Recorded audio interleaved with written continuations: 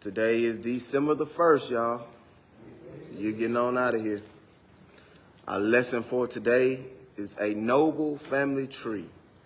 A noble family tree. Our background passage is found in Ruth, chapters 1 through 4, Luke chapter 3, 23 through 38. We have printed for us Ruth chapter 4, verses 9 through 17, then Luke chapter 3, verse 23, and then verses 31 and 32. Our main thought says, the women gave him a name, saying, a son has been born to Naomi. They named him Obed. He became the father of Jesse, the father of David. Ruth 4:17. Now, because this has begun the Christmas season, our next section in our Sunday school books are going to be covering the birth of Christ. And so our first lesson here, we have a lesson that begins to talk about his family tree. A noble family tree, it says. And so we begin this section by talking about the book of Ruth. The book of Ruth. Y'all remember Ruth, right? Y'all remember how when Naomi and her husband, what was her name? Abimelech? Yeah, that's it. Abimelech. Sound good. And so there was a famine in Bethlehem. And so her husband took her and his two sons, and they went to the land of Moab, where there was bread. And while they were in the land of Moab, her sons got married. And so during the course of time, her husband died, and then Naomi's sons died.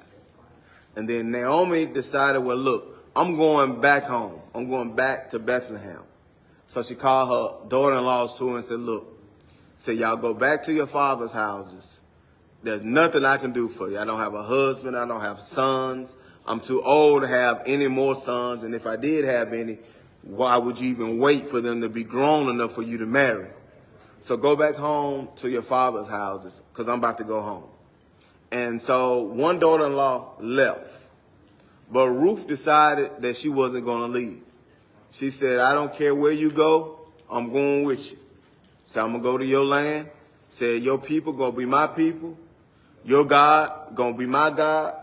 Where you die and are buried, that's where I'm going to die and be buried. So Ruth goes back to Bethlehem with Naomi. And during this time, if you as a woman didn't have a male in your life to take care of you, you were cursed to a life of poverty. And so when they get back to Bethlehem, even though there are family members there, there is no immediate male relative that takes care of Naomi and Ruth when they get there. So Ruth, she goes out and she begins to collect food, and then Naomi calls and says, well, she comes back and she tells Naomi where she was that day. She said, I was out collecting food, and she said, I went to this man's place, and he was real kind to me. You know, he gave me lots of food when he found out. So his name is Boaz. She said, oh yeah, Boaz. Yeah, he's our near kinsman. She said, look, don't go to anybody else's field anymore, but keep going to Boaz's field. And so she kept going to Boaz's field, and he kept taking care of them day by day. And so Naomi said, well, look, Ruth, I'll tell you what you do. It's the end of the harvest. Boaz, he's going to make a feast for him and his servants. She said, go to his tent, uncover his feet, and lay down beside him. And whatever he say in the morning, you do. So she goes, she does that. They wake up in the morning. Boaz is both surprised and excited that Ruth has decided to come into his tent. And so he tells her, he said, look, don't tell nobody about it. He said, I'm going to go, and because there's a near kinsman that's nearer to you than me. He said, I'm going to go and give him the offer first because it's the right thing to do. He said, but if he turns it down, then I will marry you. And so, long story short, he goes to the next near kinsman, and everything sounded good because the property that was going to come with it and everything, until he got to the point where he was going to raise up a child to Abimelech's son, which means that his children wasn't going to get the inheritance that Abimelech had. But the first child that he would have by Ruth would get that inheritance so that bloodline could be continued. And so when he found that out, he said, you know what, I can't do it. And so Boaz takes her to the head of the gate and calls all the elders, and he says, well, look, I'm going to be her kinsman-redeemer. And that's where we start at. Verse number 9, it says, and Boaz said unto the elders and to all the people, ye are witnesses this day that I have bought all that was Elimelech and all that was Chilion and Mahlon of the hand of Naomi. Moreover, Ruth the Moabitess, the wife of Mahlon, have I purchased to be my wife, to raise up the name of the dead upon his inheritance, that the name of the dead be not cut off from among his brethren, and from the gate of his place. Ye are witnesses this day. I want y'all to remember that. That's very important. That's going to come up later on in the lesson. How he came and said, I've taken her to be my wife so that the dead's inheritance wouldn't be cut off. He says, and all the people that were in the gate and the elders said, we are witnesses. The Lord make the woman that is coming to thine house like Rachel and like Leah, which two did bear the house of Israel. And do thou worthily in Ephrathah, and be famous in Bethlehem. So the people came together and said, we are your witnesses. And may this woman who you married be just like Rachel and Leah. May they build up again the house of Israel. And because if we remember, Rachel and Leah were the wives of Jacob. And what I want you to understand is the point that the Bible is making a lot of times go a lot deeper than what the surface is. If you remember what happened, the reason why Jacob had two wives, Rachel and Leah, was because his uncle deceived him. His uncle deceived him. Because he's running from his brother. His mother sends him and says, go to my uncle Laban. Join yourself to his house. He sit by the well. He see Rachel. For him, it's love at first sight. He go and he tell Laban, he said, look, I want to marry Rachel. And Laban was like, okay, well, I make a deal with you. You work for me for 7 years, I'll let you marry. And so he works for Laban for 7 years. The Bible says that it seemed like a day to him. The time went by so fast because he was about to get what he wanted. And so the night that they had the wedding, he go in, he consummates the marriage. He wakes up in the morning because it was custom then for the woman to wear a veil during the wedding night. He wakes up in the morning, takes the veil off, and it's not Rachel, it's Leah. Because his uncle has tricked him. But you reap what you sow, because he tricked his father into getting the firstborn blessing. And so he goes to his uncle Laban. He said, look, you tricked me. And then so Laban said, well, look, it ain't custom for the younger to get married first. Work for me 7 more years and I'll let you have Rachel. So this is how Jacob gets 2 wives, because he was deceived. But that deception still brought out a blessing. What the devil meant for bad, God meant for good. Because through that deception, the 12 sons of Jacob were born, and the nation of Israel was created. All because of that deception. Keep that in mind. It says, and let thy house be like the house of Pharez, whom Tamar bare unto Judah, of the seed which the Lord shall give thee of this young woman. Another story I need to tell you. Because these names really don't mean anything until you know the backstory about it. Because what the Bible is trying to let you know is that it don't matter where you come from, how you got here, God will still use you. It don't matter what your circumstances are. Don't matter what done happened in your life, God will still use you. Now, this Pharez, or as the King James Version call him Perez, that was born of Tamar, who she bare unto Judah. Do y'all know the story of Tamar and Judah? Well, let me tell you. Genesis chapter 38. Judah, who is the son of Jacob, is living on the outskirts of the land of Canaan. And him and his wife have 3 sons. Onan, and what's the other? Shelah. Onan, and Shelah. And so, gets married to Tamar. The Bible tells us that was evil in the sight of the Lord, and he struck him dead. Now, I don't know what kind of evil you got to be for God to just say, you know what, you don't deserve to live no more. But whatever kind of evil that is, that's what he was. The custom of the land, just like Boaz said that he was about to do, was if you marry someone who has been married before and they didn't have children, the first child that you have with them isn't yours, but it's the child of the deceased. So the inheritance can stay in the hand of the family that it's in. So Onan marries Tamar because that was the custom. And instead of raising a child that would be his brother's child, when it was time for him to impregnate, instead of impregnating her, he spilled his seed on the ground. So guess what God did? Struck him dead. He struck him dead. So now Judah is in a dilemma. Because it seemed like this ain't what happened. But on the outside looking in, it seemed like every time Tamar married one of my sons, they die. But the customs say that since Onan didn't have a child by her, didn't have a child by her, then my third son, Shelah, has to marry her and have a child by her. So Judah said, you know what? Shelah's still young, Tamar. Go back to your father's house, and when he come of age, I'll call you. So years pass by. Judah's wife dies. Shelah becomes of age. He don't give Shelah to be Tamar's husband. So Tamar, because all this time she'd been wearing her widow's clothes, waiting on the promise that Judah promised her, but he lied to her. So she take off her widow clothes, she dresses up like a harlot, goes and sit by the corner of the road where Judah, his friend, always walked through.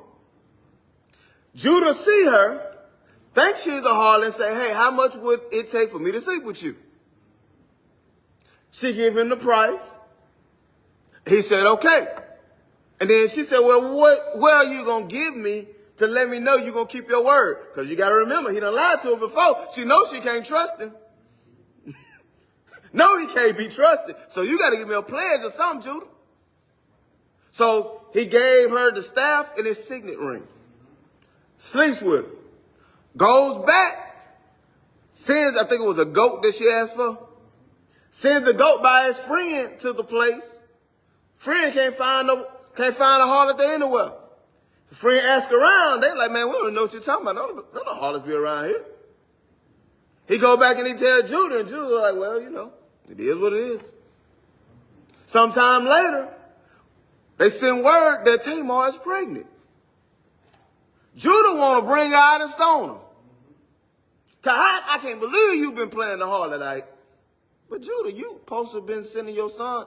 But now all of a sudden you super self-righteous, you want to stone her. And she said, okay, that's fine. But who's ever sitting in the ring and staff this is, that's who the baby daddy is. And then when he saw it, what he said was, you are more righteous than I am. Because I done deceived you for real. I done lied to you because I didn't want you to marry my son for real. Perez, or as the Bible calls him in other parts, Pharez, is the result of that birth. So Pharez got here because his mama had to trick his daddy because his daddy had lied to his mama about marrying the son. That's a heck of a way to come into the world, y'all. But guess what? He was in the lineage of Christ. Every one of them. They had fond memory, even though he got here in a certain way. They was like, it don't matter. Because he helped build the house. Because see, it don't matter about your past. God ain't worried about your past because he's looking forward to your future. To the building of the house, the building of his kingdom. So let this woman be like the house of Pharez that Tamar bare to Judah. Verse 13 says, so Boaz took Ruth, and she was his wife. And when he went in unto her, the Lord gave her conception, and she bare a son. And the women said unto Naomi, blessed be the Lord, which has not left thee this day without a kinsman, that his name may be famous in Israel. He shall be unto thee a restorer of thy life, and a nourisher of thine old age. For thy daughter-in-law, which loveth thee, which is better to thee than 7 sons, hath borne him. So, Boaz take Ruth. They have a child. And everybody's excited. Because guess what? Now, Naomi's house can carry on. A son has been born that can carry on the name of Elimelech. That can inherit the inheritance of Elimelech. That can make sure that bloodline is not destroyed. And so everybody is excited. Everybody's happy. And you know how it came to pass? Because of a foreigner. Because of Ruth, the Moabitess woman. The woman who loves her mother-in-law so much, she said, you know what? I'm going to stop serving my God and start serving yours. Because I love you that much. Go ahead, Pastor. You know, when you look back, when Naomi leaving the Canaanite land, Moabite, she said, when her husband was dead, the son was dead, and she heard that the land now had fruit. Yeah. She said, I'm going back home. Mm-hmm. She told 2 daughters-in-law to go back, but Ruth refused to go back, so she continued with her. And after they get back to the land, Boaz and Naomi are cut. Mm-hmm. And like you said, now Boaz got a person to stand in between them. And then he got to go to him first. Mm-hmm. About the land. Right. And he said, no, he didn't want the land because he didn't want to marry the woman. Right. Because if he did, the child wasn't going to be his. Mm-hmm. And he really wasn't going, and he wasn't going to get the land. No. And so then Boaz married her. Mm-hmm. Ruth said, Naomi said, I'm bitter. She said, I'm bitter. Mm-hmm. Because of what had happened in my life. But now when Ruth and Boaz have a child, she's more precious than anybody. Mm-hmm. Now she realized there's hope. Right. Her life is back. She got her life back. Life is back. Oh, she was gone, but now she can live again. Mm-hmm. So this lesson is letting us know we got to redeem her. Yeah, got to redeem it. Because no matter what happened, like, Naomi went through some stuff. The place she's always lived ran out of bread, so she had to leave. And then her husband died. So she had nobody but her 2 sons and her daughter-in-law to take care of her. Then her sons died. Go ahead, Pastor. And the son, she was married to the son for 10 years and didn't have a child. Right. She was barren. Right. God had closed the womb up. And so when Naomi go back, it's like, for her life is over for real. Cause I can really imagine, and I might be reading more into it, but I don't know if I am. I believe the reason why she told him to go back is because she had planned on going home to die. Because she felt like her life was over with. I'm finna go home because I don't want to die in this foreign land. My life is over. I'm just finna go home and die for real. Go home. Yeah, I can't have no more kids. Like, I'm too old to have kids. Like, there's nothing that I can do. Y'all go back home to your father's house. I can't take care of you. I can't take care of me. I'm going back home to die. And I believe that's why Ruth said, and where you die and be buried, there will I die and be buried. Because she knew what Naomi had on her mind. Oprah went back. Yeah, Oprah, she said, I'm going back home. But Ruth loved Naomi so much that she stayed with her. And the people looked at that, they were like, man, she was better than you than 10 sons. Because she loved and took care of you like a son would have had to do. And Ruth's mind was made up. Made up. She said, I don't care. I'm going to leave my father's house. I'm going to leave my father's gods. Everything. Your people going to be mine. Yes. Where you buried, I'll be buried. Right. I'm going to give up my whole identity of who I used to be in order to be associated with you. And see, that's what happens when when you stop looking at where you come from and look at where God is trying to take you, when you begin to disassociate with what you used to be and start concentrating on what you can be, you'll start burning them bridges. Because when you look back at verse 14, and it's tied in what you just said. Mm-hmm. And the women said unto Naomi, Blessed be the Lord, which have not left thee this day without a kinsman, that his name may be famous in Israel. Mm-hmm. God didn't leave you without hope. Didn't leave without hope. And see, this kinsman they talking about, they're not talking about Boaz. They talking about this child that's been born. This child has been born. It said, God has not left you without somebody that's kin to you, a seed that's going to go on, that you have hope for the future. See, because not only is their name going to be carried on, but now Naomi got a reason to live. She took the baby and became a nurse. She got a reason to live now. Because the people said, what they say? Let me go back. Oh, no, I ain't got there yet. Hold on. It said, he shall be unto thee a restorer of thy life, and a nourisher of thine old age. For thy daughter-in-law, which loveth thee, which is better to thee than 7 sons, have borne him. And Naomi took the child and laid it in her bosom and became nurse unto it. And the women, her neighbors, gave it a name, saying, There is a son born to Naomi. I thought Ruth had the child. But listen to what the neighbor said. There's a son born to Naomi. It's Naomi's son. You know why it's Naomi's son? Because both her sons and her husband is dead. So when Boaz married Ruth, that first child now got to go all the way back to be Naomi's child. Because that's where he stands in line to inherit from. So now he becomes Naomi's firstborn. That's what the law said. That's why it was so important when they brought up Perez. Because when they brought up Perez, then guess what? It reminded you of what the law says, that if someone gets married and the husband dies without having a child, the next person that marries her raises a child to be an inheritor of that first one. So it's a reminder that guess what? When things look bad, when the situation looks rough, when the last time you saw this, it didn't work out, God always has a way of bringing these things back around and showing you how they're really supposed to work. Because with and Onan, it didn't work. They didn't want to do it.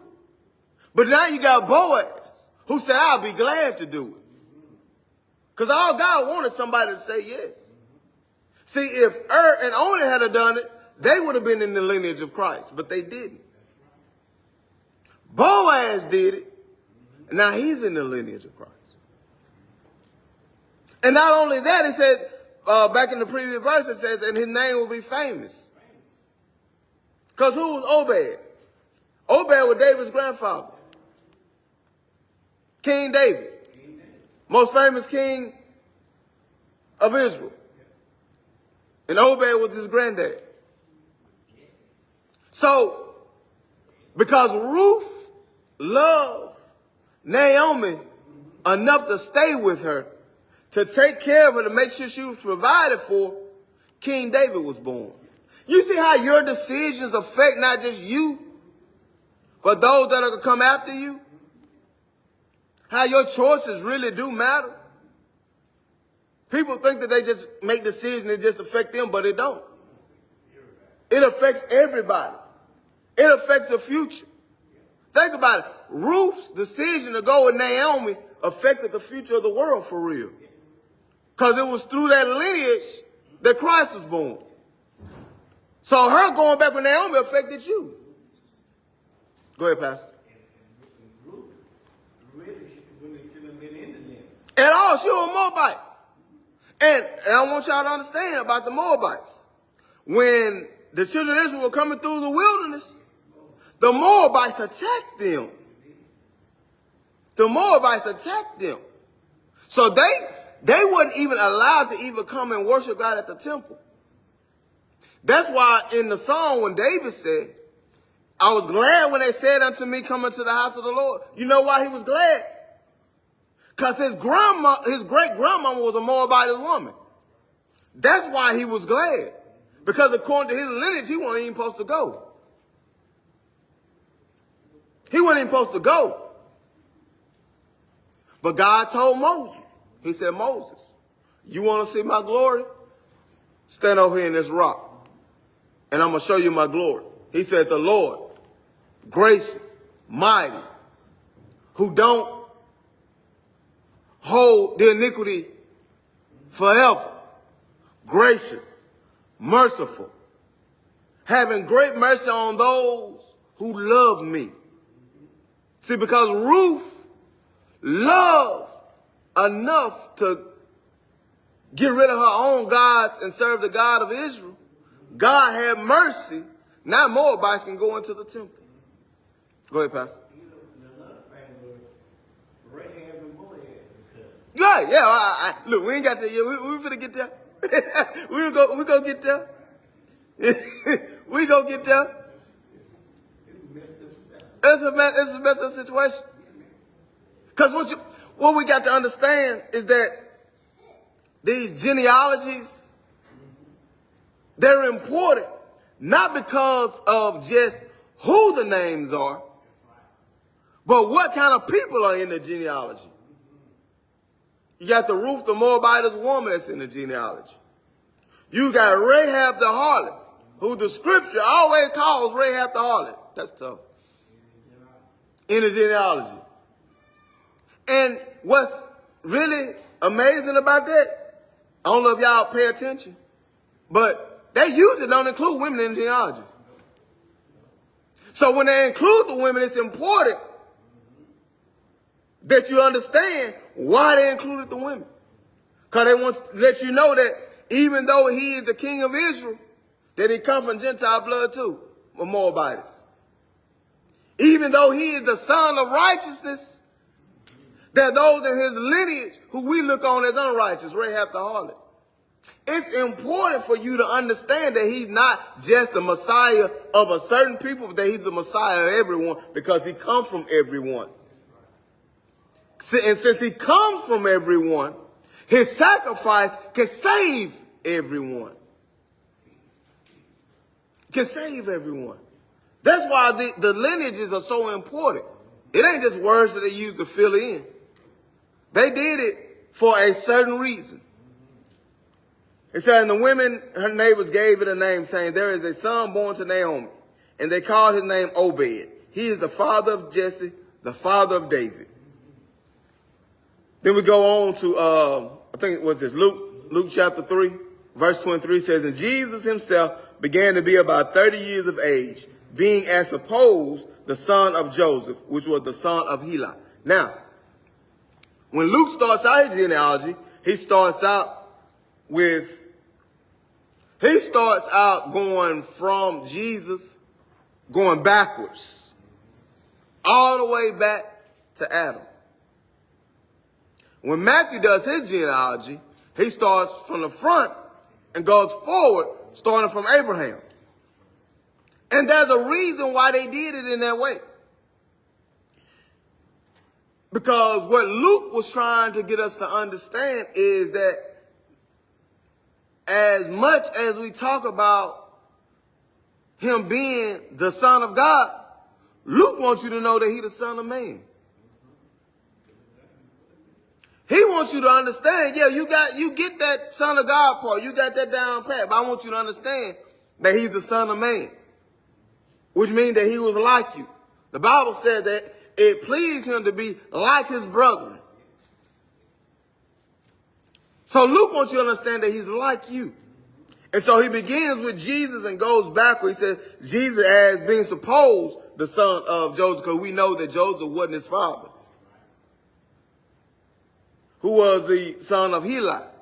This is interesting, because it's at this point right here that the genealogy is split. Because guess what? Heli wasn't Joseph's father. He was Mary's father. But because the genealogies usually go by the male, they went by Mary's father lineage. Because Luke had a point he's trying to prove. When you go and you look at Matthew, Matthew is going to go from Joseph's line. And they meet back up at David. I think, let's see, which one is it? Yes, Matthew goes through Solomon to get to David, whereas Luke goes through Nathan to get to David. But they both converge back at David. And so when Luke began his genealogy, he talks about, he says that Joseph, who was the son of Heli, then he goes on and lists a few more names. We get down to verse 31, says, which was the son of Maliah, which was the son of Menan, which was the son of Mattiah, which was the son of Nathan, which was the son of David, which was the son of Jesse, which was the son of Obed. They go Obed again. Which was the son of Boaz, which was the son of Salmon, which was the son of Nason. So, Boaz's name famous, y'all. Just like the people wanted it to be. All because of a Moabitess woman that decided that the life that I lived in the land that I lived, I don't want to live it no more. A woman, she decided that, you know what? Naomi, you've been good to me, so I'm finna go be good to you. And because she decided to be good to her mother-in-law, because she decided to be good to her mother-in-law, God used her for his big master plan of salvation. All because she chose to do the right thing. That's crazy how when you choose the right thing, God will use you, ain't it? It's crazy how that works. Go ahead. She lived a life of sin behind. She came out of the life of sin and came to the glory of God because of Moab, who was the evil people. Yeah. And Ruth put the follow God to the side. Mm-hmm. And started worshiping the true and the living God. Right. And Naomi was a good example. Mm-hmm. So Naomi was a lady who lived a Christian life. And even though she had tragedy after tragedy, she still stayed faithful. Right. And when she got to that place where you said earlier, she knew that she couldn't have no more sons. Yeah. She knew that her life on this side was probably over. Mm-hmm. That's why she was bitter. But it showed that God had a plan. And God has a plan. You don't see the hand of God all the time. Right. You always see what's in front of you. Mm-hmm. You don't see how God is working behind the scenes. Right. To bring people together. To bring the Ruth and Boaz together. Mm-hmm. So that baby can be born. Right. So Naomi can be saved. It was the plan of God. It was the plan of God. Because what you got to understand is like, because even Boaz himself, he was like, he told Ruth, you could have chosen any other young men, but you chose me. You know it had to be a plan of God. Had to be the plan of God. Why did she never go to Boaz? Right. That's what I'm saying. It had to be. So see, then like, when she went back and told her mother-in-law, she asked who Phil was sitting in there named Boaz. And then mother-in-law said, that's my husband's child. Right. So we know that Naomi didn't tell her to go. She just happened to go there. But see, that's the thing about it. That's what a lot of times we think things just happen because they happen, but they don't. There are no coincidences. I don't care what folks tell y'all. Ain't no coincidences. Everything goes according to plan. Everything goes according to plan. And when Jesus was born, think about what the Bible says. It says when the fullness of time had come. What did it mean by the fullness of time? When everything was prepared for its coming. The time was right. Well, how was the time right, Larry? Well, look at here. Alexander the Great had already conquered the world in like 3 years, spread Greek culture along with Greek language everywhere. So no matter where you was at, guess what? You spoke whatever language you spoke, but you also spoke Greek. So now everybody can communicate with one another. Rome come to power because Julius Caesar stood at the river of Rubicon, and he said, either I'm going to go in and I'm going to lay my sword down, or I'm going to ride in with this sword in my hand. And when he chose to ride in that sword in his hand, the Roman Empire was born. Rome conquered the known world. You know what they started doing? Started building roads so they can get places faster. So now we got a system of travel. Rome get mad at the Jews, start kicking them out of places. So now they got to go everywhere. So everywhere they went, as long as they had 10 men, guess what they could do? They could build a synagogue. So now we got Jewish religious centers all over the Roman Empire. After all of this, Jesus was born. Guess why? Because we can communicate with each other, we can get to places, and we got places to spread the word of God. The stage is already set. Well, we got to understand and remember that God, he don't change, right? Before Adam was born, what did he do? He created everything in creation that Adam was going to need. And then he created man. He said he planted a garden in Eden and then set the man there.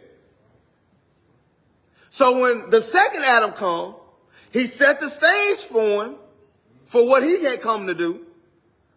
And then he sent him. So there are no coincidences. There's a reason why Alexander the Great was able to conquer the world in 3 years. Because God needed a way to get everyone to be able to communicate so that when his gospel goes from this place to that place to this place, there's no language barrier. So Alexander, you got some ambition? Don't worry about it, I got you. I'm going to help you out a little bit, Alexander. And so he goes and he conquers the world in 3 years. All because God had a master plan on down the line that he needed him to play a part in.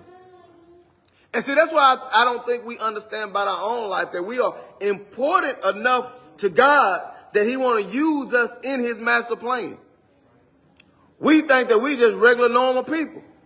Well, so was Ruth. She was a regular normal woman who lost her father-in-law, lost her husband, and her mother-in-law was struggling.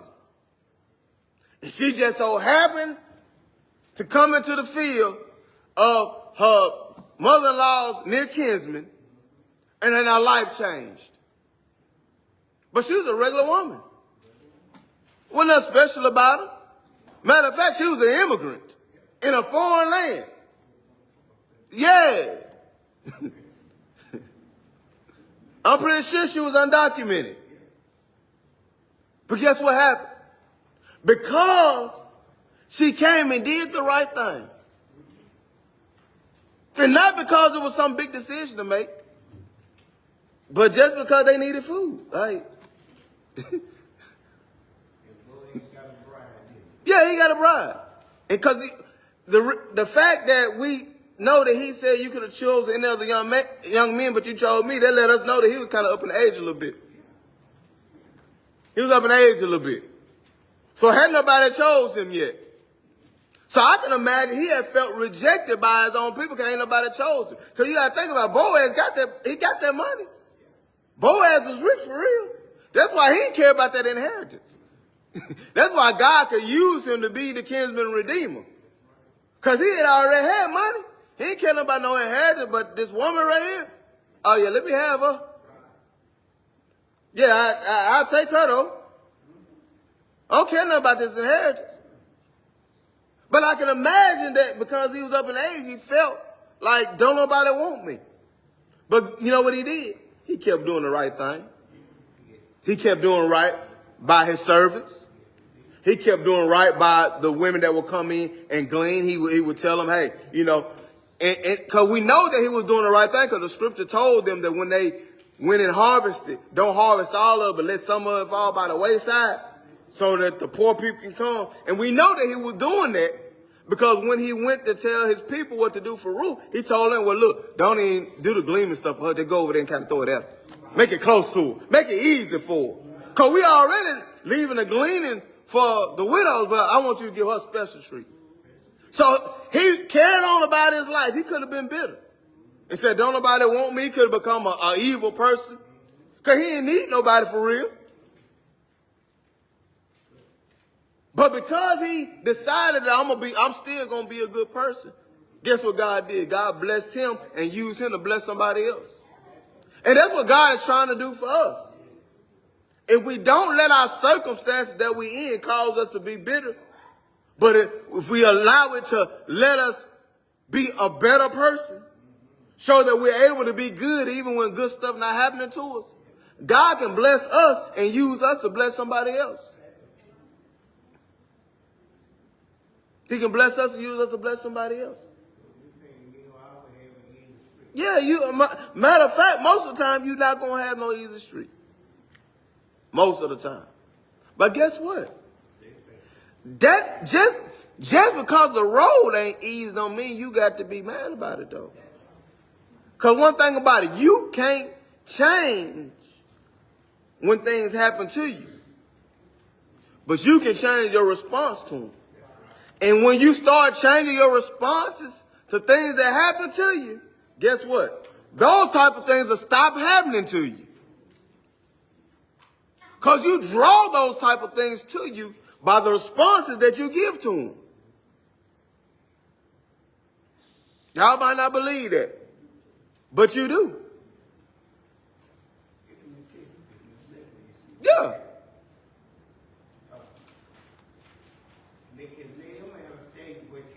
Mm-hmm.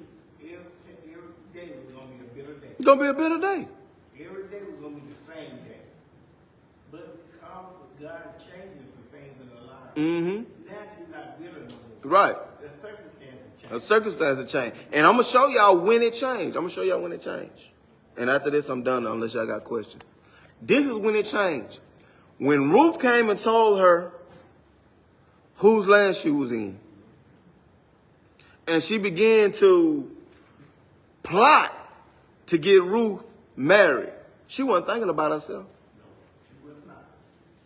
Ruth had been so good to her that now she wanted to do something good for Ruth and find her a good man. And Boaz was a good man. And so she told Ruth what to do. She let Ruth know what the custom was around there. She let her know what to do so that she'll be taken care of. That's when it changed for Naomi. Because now she ain't thinking about herself being bitter. Now she's thinking about somebody else and doing good for them. Guess what happened? Good came out of it for her. That's when her circumstances changed. And she ended up with the baby. That's when her circumstances changed. Because when she got back, there was food. So that hadn't changed. Ruth was coming in day by day bringing food. That hadn't changed. But soon as she saw the opportunity to be good for Ruth and stop being bitter and start planning on being good to Ruth, the ball started rolling for her situation to change. And the same thing happens in our own life. When we decide to stop being bitter about the situation and start looking for ways to do good in the situation started to change for us. It started to change for us. Questions, comments? Go ahead, Pastor. If you look at this Obed, now Naomi taking care of Obed. Mm-hmm. Mm-hmm. Now Obed is going to turn back around and take care of Naomi. Tough, ain't it? See how that work? Work that way. So she got a reason to live because she's raising this child. And then when she get old, this child going to take care of her in her old age because she had no husband. Her other sons couldn't do it. So now when she thought her life was going to be over with and she ain't going to have nobody to take care of in her old age, guess what? She got to start over. She had a new lease on life, literally. He's amazing. Took her dead situation and resurrected it. And it's crazy how that worked when we're talking about the lineage of the one who resurrected from the dead. Because that's what God does. He resurrects dead situations. That's what he does. But now you're alive. Because see, that's the way he works. That's the way it works. No question, no comments. That's all I got, y'all.